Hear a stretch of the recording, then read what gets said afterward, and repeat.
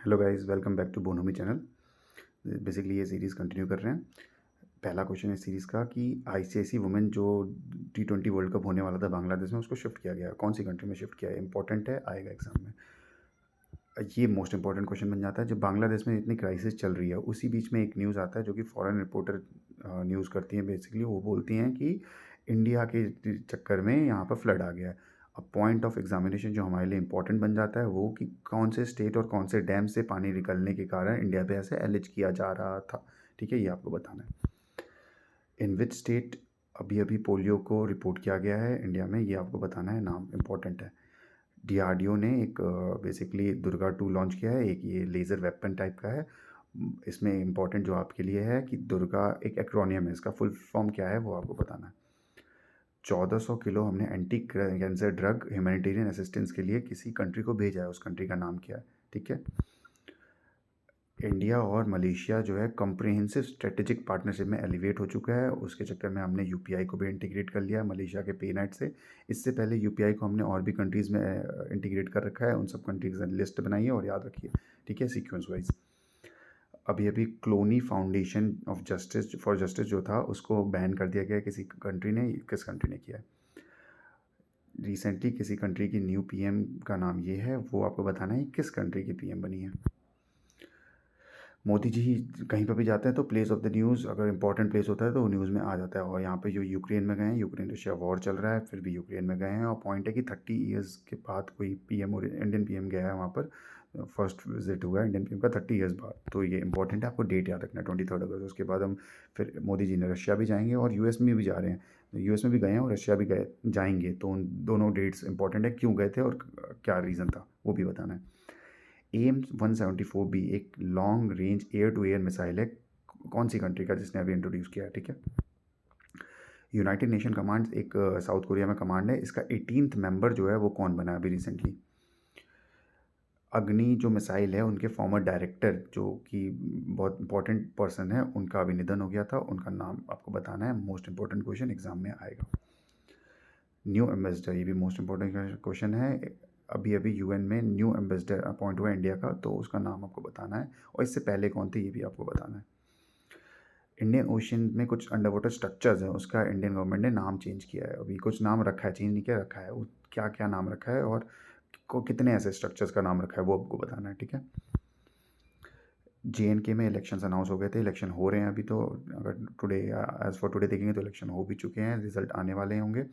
तो पॉइंट है कि कब अनाउंस किया था ये, क्योंकि पूरा वर्ल्ड कवर कर रहा है तो इसके एग्ज़ाम में आने की बहुत बहुत चांसेस है। कब अनाउंस किया गया था कि इलेक्शन होगा, देन किस डेट को रिजल्ट आएगा, कितने फेजेस में होगा और कौन कौन से दिन पोलिंग हुई थी। ठीक है। आयना घर क्या है? आयना घर, तो आयना घर अगर सीधा पूछ दिया जाएगा व्हाट इज़ आयना घर, तो आपको बताना है ये पॉलिटिकल प्रिजनर्स का एक जगह रहती थी जो कि शेख हसीना के टाइम था, ऐसा रिवील हो रहा है अब। लॉन्ग रेंज ग्लिड बॉम्ब जो है वो डीआरडीओ ने अभी अभी सक्सेसफुली टेस्ट किया है। इसका नाम क्या है? इंपॉर्टेंट है, एग्ज़ाम में आएगा। ये आप लोकेशन ध्यान से देखिए। ये बांग्लादेश में हम इस पावर प्लांट की बात करें, अदानी पावर प्लांट, क्यों न्यूज़ में है आपको ये बताना है। अगर ये बहुत इंपॉर्टेंट और एग्जाम में आने की इसकी बहुत बहुत चांसेस है। ठीक है। कौन से स्टेट में अदानी का पावर प्लांट है? झारखंड में। इंडिया और किस कंट्री ने मिलके basically new water technology centre बनाया है आईआईटी मद्रास के अंदर? ठीक है, उस कंट्री का नाम आपको बताना है। वर्ल्ड का ओल्डेस्ट कैलेंडर जो अभी अभी डिस्कवर किया गया है वो किस कंट्री में हुआ है, ये आपको नाम बताना है। इंपॉर्टेंट है ये, मोस्ट इंपॉर्टेंट, मतलब एग्जाम में आने की पूरी पूरी चांसेस है इसकी। इंडियन इंडिपेंडेंस डे जो अभी हुआ था उसका थीम क्या है? और ये तो मोस्ट कॉमन क्वेश्चन है और किसी ना क्वेश्चन में ये एक टाइप का क्वेश्चन बन ही जाएगा एग्जाम में। मित्र शक्ति, ये इंपॉर्टेंट दो इसमें क्वेश्चन होते हैं, कहाँ पर हो रहा है और किस कंट्री के बीच में होता है। अगर ट्रेडिशनल क्वेश्चन आप फॉलो करते हैं तो मित्र शक्ति की आपको बीच में पता होगा कि किस दो कंट्री के बीच में की एक्सरसाइज है, इंडिया एंड विच कंट्री, और कहाँ हो रहा है ये भी इंपॉर्टेंट है। ठीक है। What is the name of the India second nuclear powered ballistic missile submarine? Submarine की बात चलिए, क्या इसका नाम है? और इससे पहले जो पहला न्यूक्लियर पावर्ड सबमरीन था वो उसका नाम क्या है? ठीक है। मेगा क्वैक वार्निंग जो है पहली बार किसी कंट्री ने इशू किया है, वो कंट्री का नाम बताना आपको, बहुत इंपॉर्टेंट है अभी। ये इतना इंपॉर्टेंट नहीं है बट स्टिल ये इंपॉर्टेंट बन जाता है। डायना पोंडोल, बस इसका नाम याद रखना आप कि इन्होंने कार नेशनल चैंपियनशिप में गोल्ड मेडल जीता, मतलब फर्स्ट आई है। ठीक है। ये बहुत इंपॉर्टेंट है और इसके भी आने के चांसेस बहुत है और आप मेंस में भी इसको यूज़ कर सकते हैं। के हेमा कमेटी, जस्टिस के हेमा ने के अंडर एक कमेटी बनाई गई थी जो कि सेक्सुअल एक्सप्लॉयटेशन जो मलयालम फ़िल्म इंडस्ट्री में जो हैशटैग मी टू का एक एक्सटेंशन कह सकते हैं वो हो रहा था, तो उसको चेक करने के लिए ये कमेटी बनाई गई थी, ठीक है? वो क्वेश्चन का जो मैंने बताया था कि कौन सी कंट्री की यंगेस्ट पीएम बनी थी, वो थाईलैंड की है, ठीक है? नाम याद रखना आपको। और डीआरडीओ के जो अग्नि के वो फाउंडर थे, डायरेक्टर थे, वो बेसिकली कौन थे? राम नारायण अग्रवाल, RN अग्रवाल। इनका नाम बहुत इंपॉर्टेंट है, इसलिए मैंने इनकी स्लाइड्स भी लगा दी थी। बांग्लादेश में इंतरिम गवर्नमेंट जो थी अभी बनी है, मोहम्मद यूनिस जो चला रहे हैं बेसिकली ये। ऑल दो चीफ एडवाइज़र है, ना ही प्रेसिडेंट, ना ही प्राइम मिनिस्टर, ना ही मिलिट्री के जनरल है। चीफ एडवाइज़र के तौर पे इनको पोजीशन किया गया है यूएसए ने।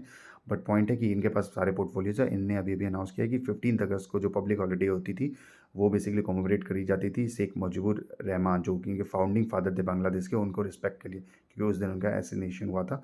तो पॉइंट है कि इनने वो कैंसिल कर दिया कि अब से इसकी कोई पब्लिक हॉलीडे नहीं होगी, ठीक है?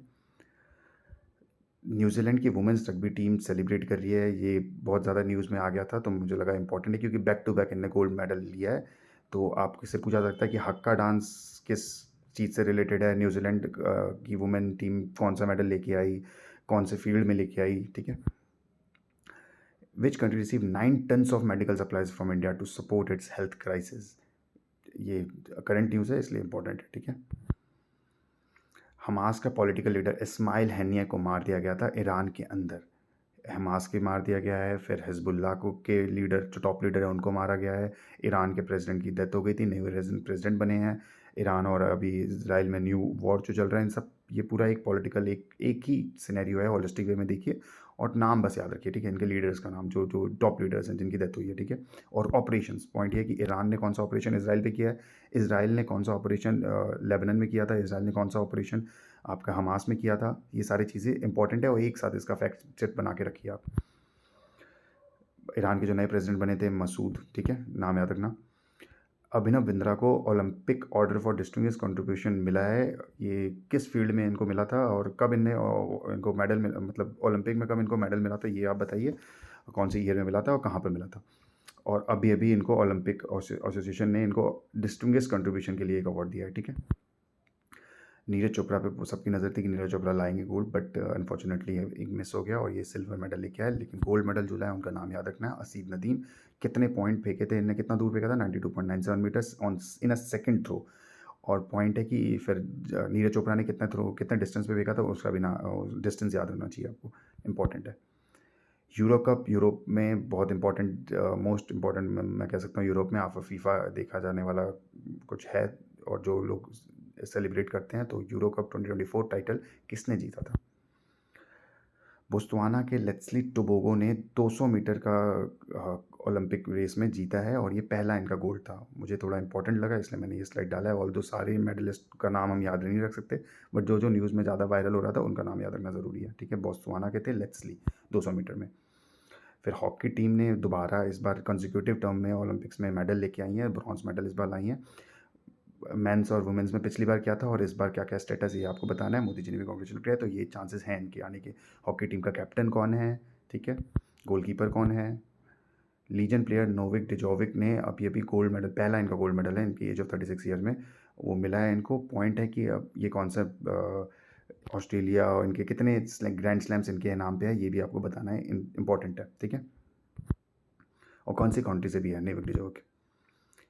ये पिक्चर बहुत ज़्यादा वायरल हुई थी व्हाट्सअप में भी और सब जगह सर्कुलेट हो रही थी कि ये ट्रांसजेंडर जो है, बेसिकली ट्रांसजेंडर नहीं, मतलब जिनने अपना सेक्स चेंज करवाया है, वो बॉक्सिंग में आई थी और जो बॉर्न बायोलॉजिकल वुमेन है उनके साथ इनको compete करवाया गया था और ये जीत गए। तो ये थोड़ा सा मॉकरी टाइप का बनाया जा रहा था। बट इसमें जो पॉइंट ध्यान देने वाली है वो एस्ट्रोजन लेवल से और टेस्टोजन लेवल से डिटरमाइन किया जाता है कि किसको किस कैटेगरी में डाला जाएगा। तो ये उस टेस्टोजन लेवल में फिट बैठ रहे थे, इसलिए इनको डाला गया है। अब इनका नाम क्या है, आपको ये बताना है, नाम क्या है और कौन सी कंट्री से थे, ठीक है? 7 मंथ की प्रेग्नेंट ओलंपियन जो पेरिस ओलंपिक 2024 में पार्टिसिपेट लिया था, नादा हसीफ।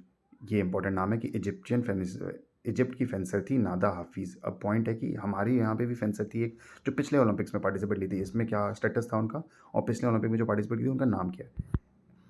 ये फ़ोटो एपिक बनी थी और बहुत ज़्यादा सर्कुलेटेड थी और बहुत ज़्यादा प्रेज़ किया गया था इस फ़ोटोज़ को। तो इसमें इनका नाम बताना है कि नाम क्या था जो इनने और कौन सा मेडल लिया, गोल्ड लिया था या सिल्वर लिया था, ये बताना है, ठीक है? चलिए, थैंक यू।